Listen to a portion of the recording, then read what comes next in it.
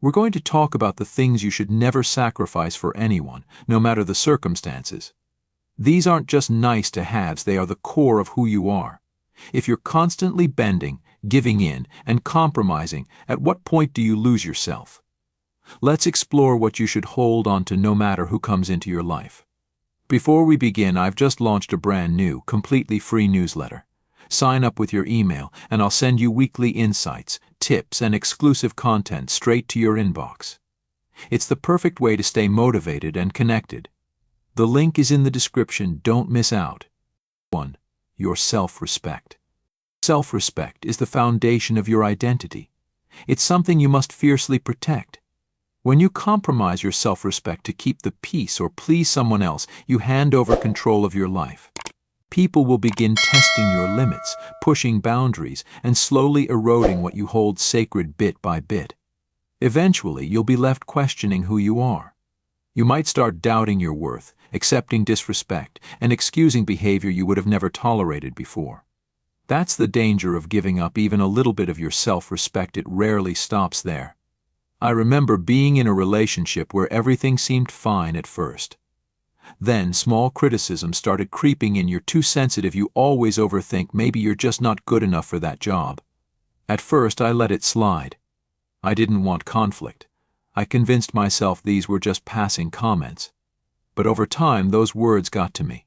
I started shrinking myself, questioning every decision and every word. One day I looked in the mirror and barely recognized the person staring back. I had let someone else's opinions shape how I saw myself, and it hit hard. I had lost my strong, confident self, and my self-respect had slipped away.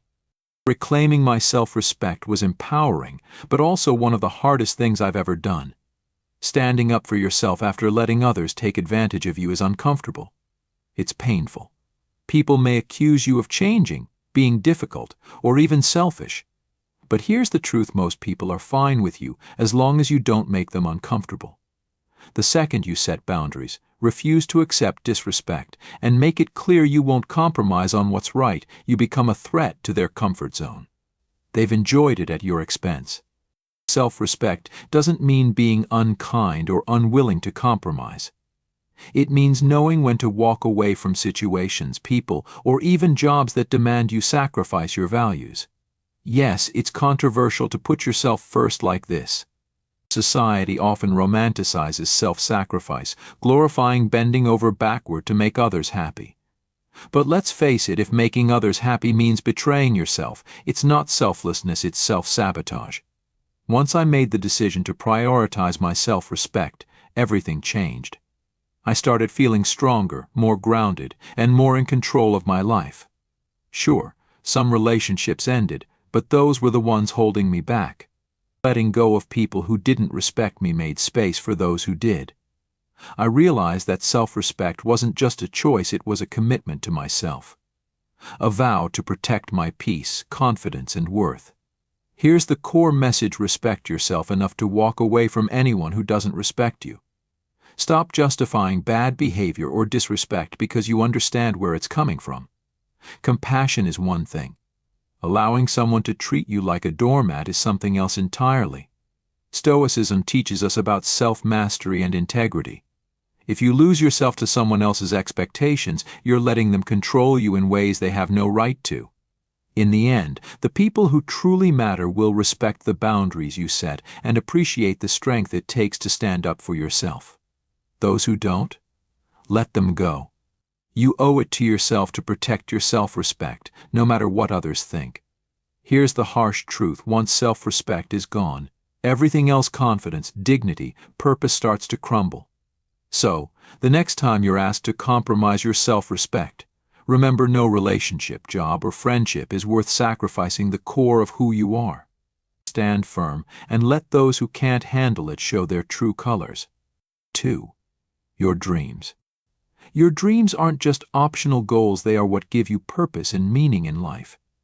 Yet it's shocking how often people expect you to set them aside.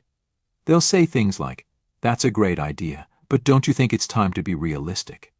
Or, "That dream is fine, but when are you going to grow up?" It's as if dreams are only acceptable if they fit into someone else's narrow view of what's realistic.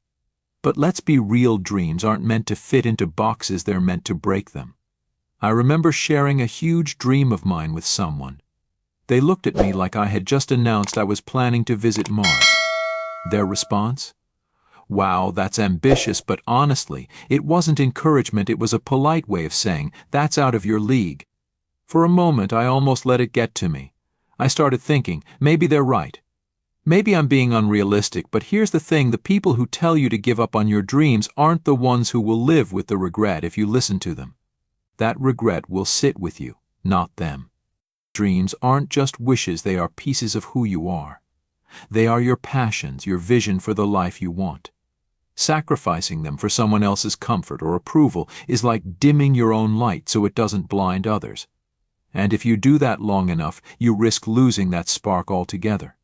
People will sometimes make you feel like pursuing your dreams is selfish, like you're ignoring real responsibilities or failing to give back. But think about it, what if the most responsible thing you could do is pursue your dreams? What if, by chasing what you love, you inspire others to do the same or even create something that changes lives? 3. Chasing your dreams. Have you ever noticed how so many people abandon their dreams, only to spend their middle years reminiscing about the good old days and regretting not having the courage to pursue them? They often justify it with reasons like a stable job, family obligations, or practical matters. While these are all valid concerns, they aren't life sentences. If you can't weave your dreams into your life, you risk living a life that doesn't feel like it's truly yours. Now, I'm not saying you need to quit everything and sail around the world unless that's your dream. But if your dream is quietly sitting on the back burner while life rushes by, ask yourself why. Who told you it had to wait? If you won't prioritize your dreams, who will? At the end of the day, dreams are what keep us alive. When you chase them, no matter how outlandish they may seem, you're not just chasing a fantasy. You're building a life that aligns with who you really are. So, the next time someone tells you your dream is unrealistic, just smile and say, maybe it is for you. 4. Mental health matters. It's tempting to think that pushing through burnout, stress, and sleepless nights is the path to success. But here's a hard truth: without mental health, nothing else matters. No amount of success, validation, or money can make up for an exhausted mind and a heavy heart.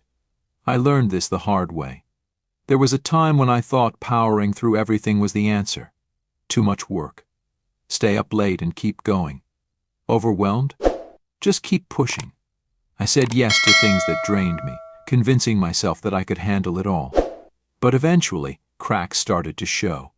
I felt drained, lost interest in things that once excited me, and woke up already exhausted. One day, a friend pointed out that I didn't seem like myself anymore. And they were right.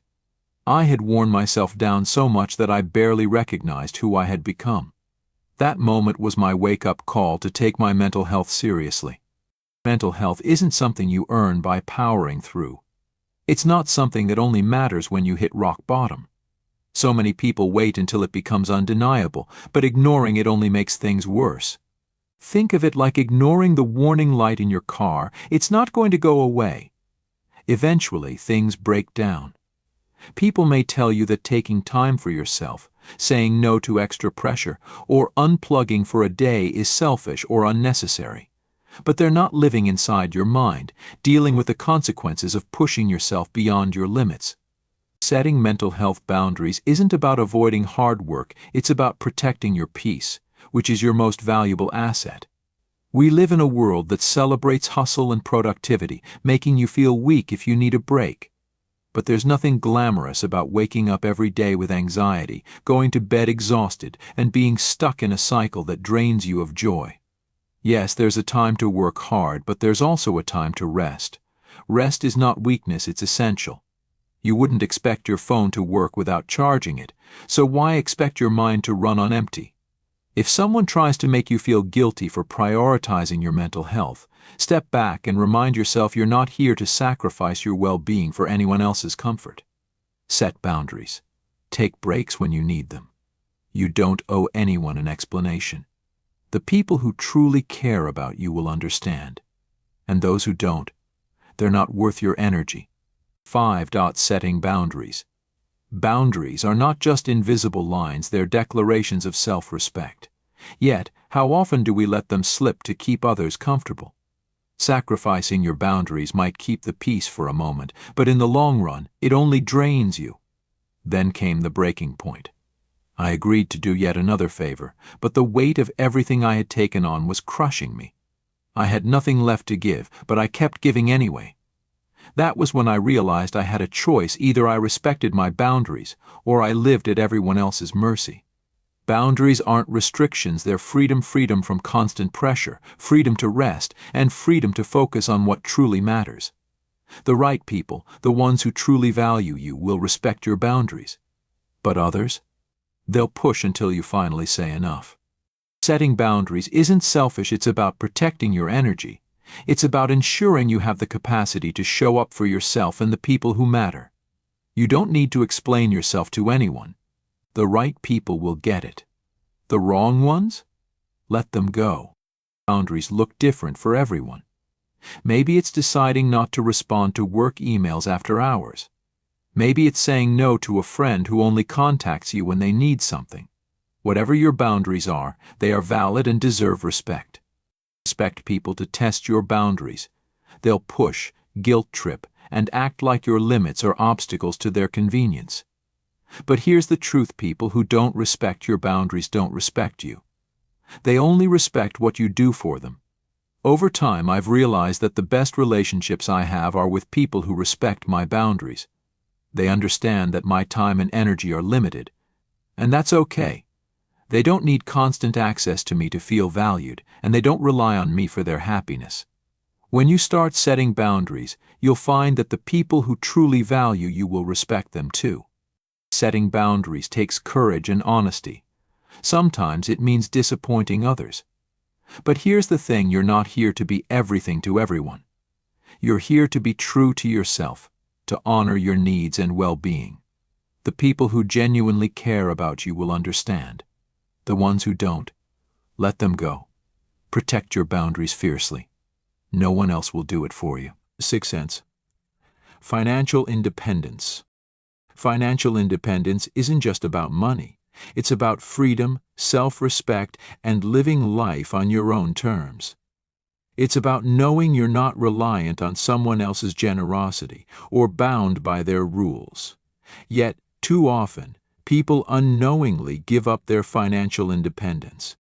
Whether it's relying on a partner, being overly dependent on family, or staying in a job that underpays and undervalues you, sacrificing financial independence can trap you in a cycle of dependency, limiting your ability to make your own choices.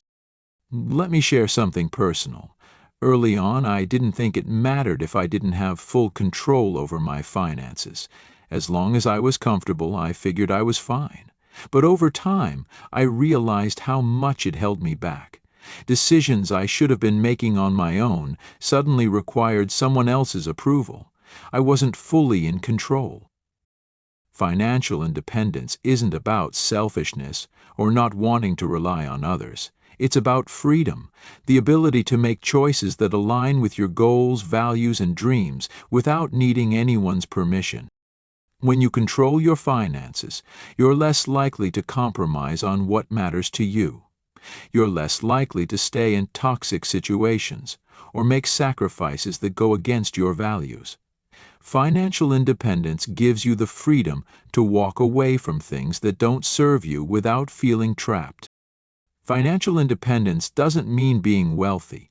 It means having control. It's about budgeting, saving, and making intentional choices. It's about creating a foundation so that if something goes wrong, you have the means to take care of yourself. When you have that independence, you're able to focus on what matters to you without the constant worry of financial insecurity, and that's when true freedom begins.